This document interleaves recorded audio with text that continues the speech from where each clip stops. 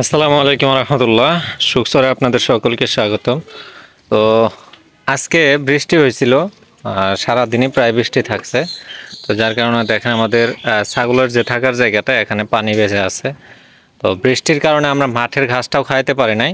তো এই মাঠের ঘাসের যে চাহিদাটা এটার সামান্য হলেও পূরণ করতে পেরেছে এই কাঁঠাল পাতাগুলো। এই কাঁঠাল পাতাগুলো কেটে দেওয়া হয়েছিল। এখন আমরা আমাদের এই ছাগলগুলো মাঠে নিয়ে যাব। তো দেখি আপনাদের সাথে কি নিয়ে কথা বলা যায়।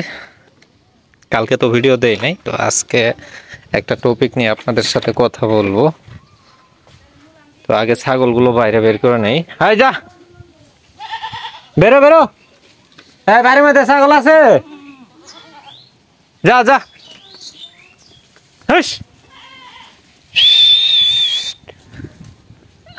নিচে আসাস নাই, যা যা যা যা যা। ওই হাট, ওই যা।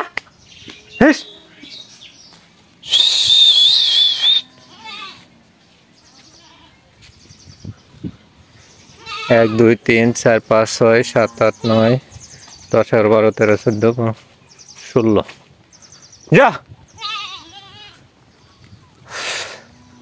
তো 16টা ছাগল এখন আছে টোটাল। আর এই যে শিয়ালি রঙের যেটা দেখতেছেন, এর মা কালকে মারা গেছে। তো কারণটা আমি বলবো, তার আগে আমাদের এই ছাগলগুলো এই ঘাসগুলো পার করে নেই। তার কারণ যা যা।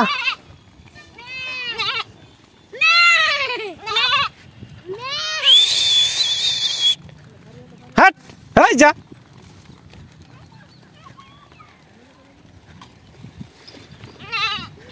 হাস,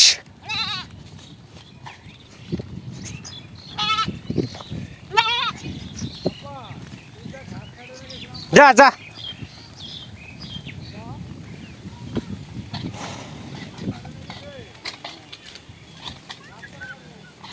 তো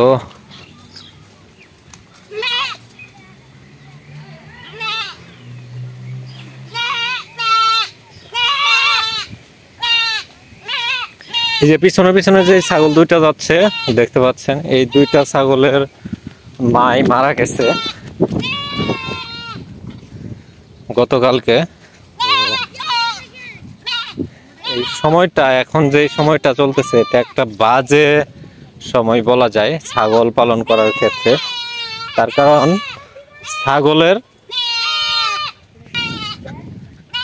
ছাগলের জন্য যে ধরনের পরিবেশটা প্রয়োজন এই সময়টা কিন্তু ওই ধরনের না। ছাগলের জন্য একটু গরম থাকাটাই বেশি ভালো হয়। ঠান্ডা গরম ঠান্ডা গরম এরকম যদি পরিবেশ চেঞ্জ হয় শুধু, সেক্ষেত্রে ছাগলের সমস্যা হয়। মানে ঠান্ডা লাগে, অতিরিক্ত ঠান্ডা লেগে যায়, আবার কাশি থাকে, জ্বর থাকে। আর জ্বর কাশি ঠান্ডা এই জিনিসগুলো কিন্তু ছাগলের সবচেয়ে মারাত্মক যে রোগ পিপিআর, এই রোগের বৈশিষ্ট্য মানে লক্ষণ। তো আমাদের ওই ছাগলটা পিপিআর পর্যায়ে চলে গেছিল। তো ওইভাবে ট্রিটমেন্টটাও হয় নাই, তো যার কারণে ছাগলটা গতকালকে মারা গেছে। তো আর ছাগলগুলো আলহামদুলিল্লাহ সুস্থ আছে। তবে গত পরশুদিন পর্যন্ত ছাগলগুলোর মুখের রুচি একদম কম ছিল। গতকাল থেকে ছাগলগুলো আবার পূর্বের ন্যায় আলহামদুলিল্লাহ খাওয়া শুরু করেছে। তো এইবারের সিজনটাতে আমাদের যে ছাগলগুলো আমরা পালন করলাম, এই ছাগলগুলোর মানে মুখের রুচি কম ছিল। মানে সমস্যাগুলো, এইবার যে আমি সমস্যার সম্মুখীন হয়েছি এর মধ্যে প্রথম যে সমস্যাটা সেটা হলো ছাগলগুলোর মুখের রুচি কম ছিল। দ্বিতীয় যে সমস্যাটা সেটা হলো ছাগল খুবই ঘন ঘন রোগে আক্রান্ত হয়ে গেছে।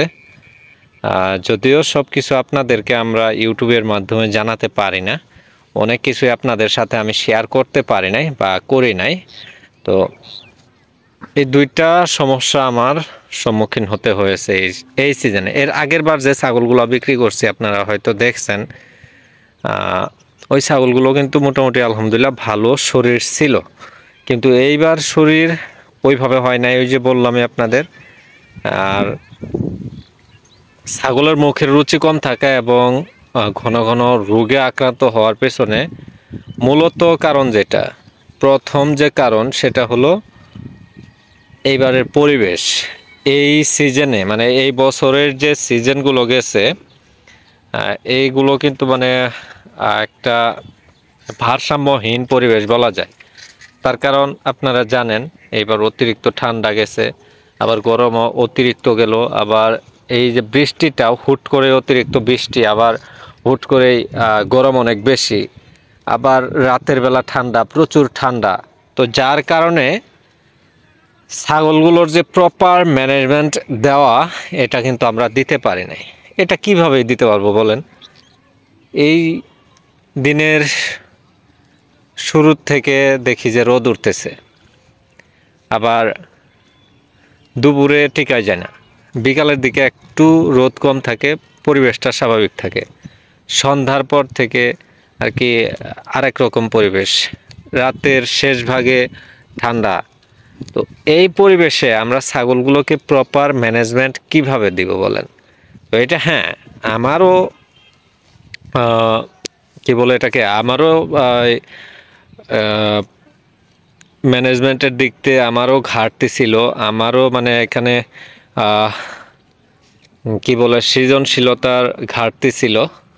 তো যার কারণেই তো এরকম হয়েছে। শুধু যে আমার দোষ ছিল তাও না, আবার শুধু যে আমি পরিবেশের দোষ দিব তাও না, দুইয়ের মধ্যেই সমস্যা ছিল। তো যার কারণে আমরা এবারের খাসিগুলো কিন্তু ওইভাবে মোটা তাজা করতে পারিনি। আমাদের 7টা খাসি এইবার ঈদে বিক্রি করার যোগ্য আছে। তো এর মধ্যে আমি আপনাদেরকে দেখাচ্ছি, এই যে এখন স্ক্রিনে যেটা দেখতেছেন এর একটু শরীর আছে আলহামদুলিল্লাহ, এরও একটু আছে, এর আছে, ও কিন্তু তুলনামূলকভাবে এর চেয়ে একটু শরীর কম। আবার এই যে এই পাশে দেখেন এটা আর এটা কিন্তু ছোট, এরা ছোট হলেও এর শরীরে যাই হোক একটু মাংস হয়েছে, কিন্তু এর শরীরে মাংস নেই বললেই চলে। তারপরে এই যে এখানে যে খাসিটা দেখতেছেন এর কিন্তু শরীর হয় নাই। এর শরীর না হওয়ার পিছনে কারণ আছে অনেক। এর মধ্যে প্রথম কারণ যেটা সেটা হলো একে আমরা পর্যাপ্ত পরিমাণে দুধ খাওয়াই নাই, এটা আমাদের ব্যর্থতা। আর একটা কারণ যেটা এ দানাদার খাদ্যও কম খায়, সব কিছুই মানে খাওয়ার দিক দিয়ে রুচি কম। তো যার কারণে এবার আমাদের ছাগলগুলোর আপনার গ্রোথ অনেক কম। তো যাই হোক, আপনার লাভ লস দুইটা মেনে নিয়েই খামার করতে হবে। আর আমি তো আপনাদেরকে বলেছি যে আমাদের যে এলাকাটা এইখানে আসলে বাণিজ্যিকভাবে খামার দিয়ে টিকা সম্ভব হবে না। তো এটার কারণটা তো আমি আপনাদেরকে বলছি, ফ্রি সোর্সের ঘাস নেই। এখন বর্তমানে ফ্রি সোর্সের ঘাস আছে হ্যাঁ, কিন্তু কিছুদিন পরে কিন্তু এটা আর থাকবে না। অনেকেই আমার কমেন্ট বক্সে আপনারা বলেছেন যে আপনি আসলে নিজে পারতেছেন না এই জন্য বন্ধ করে দিচ্ছেন। হ্যাঁ, আমি পারছি না এর জন্যই তো বন্ধ করে দিচ্ছি। এর সাথে আর সমস্যা যেটা, এই সমস্যার মধ্যে আমি ছাগল পালন করে মানে এই পরিবেশে যদি আমি ছাগল পালন করি, হ্যাঁ পালন করতে পারবো, কিন্তু সেখান থেকে কিন্তু আমি প্রফিট অর্জন করতে পারবো না। একটা ছাগলের খামার বাণিজ্যিকভাবে দিতে গেলে অবশ্যই সব দিক বিবেচনা করে তারপর খামার দিতে হবে। আমি এখন যেটা পালন করতেছি এটা হয়তো এখনো আমার পারিবারিক পর্যায়ে আছে, লাভ কম হলেও এটা কিন্তু আমাদের ওইভাবে বাঁচতেছে না। কিন্তু আমি যদি একটা ছাগলের খামার বাণিজ্যিকভাবে দিতে যাই সেক্ষেত্রে তো অবশ্যই আমার এখান থেকে প্রফিটের যে আশাটা এটা কিন্তু মাথায় রাখতে হবে।